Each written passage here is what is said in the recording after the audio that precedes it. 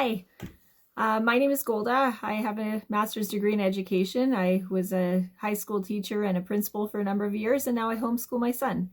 And I'm here to talk to you today about social skills because I have noticed some things that I found were very interesting. So I recently read an article by Peter Gray that I think appeared in Psychology Today, and he talks about social skills and how children play. And he was specifically talking about how children kind of roughhouse and how adults really shouldn't intervene unless it gets really serious, and what kind of social cues they take from each other. And I want to tell you a story because this is what I've noticed in the homeschooling community. So when you take a child out of an artificial environment like a school and you allow them to interact with each other naturally, their social behavior changes.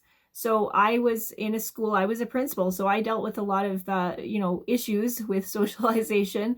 And so I was very interested to see how kids behaved in the real world, like in a natural setting where adults weren't constantly intervening to make sure everybody was being nice to each other. And Peter Gray says that you often hear kids saying that's not fair because fairness is actually a really important component of play. If you're not being fair, if someone's not fair, they just walk away and they don't play with you anymore. And that's kind of a natural consequence of not being fair in the real world. And so I have observed this a number of times in homeschool groups. One was we were at a beach.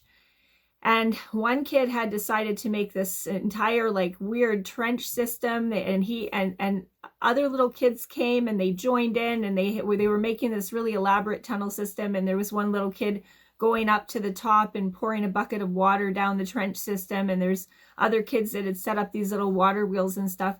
And it was interesting because they didn't talk to each other. Like they didn't plan it out, or they didn't say, let's do this or do that. They just kind of naturally happened. And then right beside me came this little group of kids.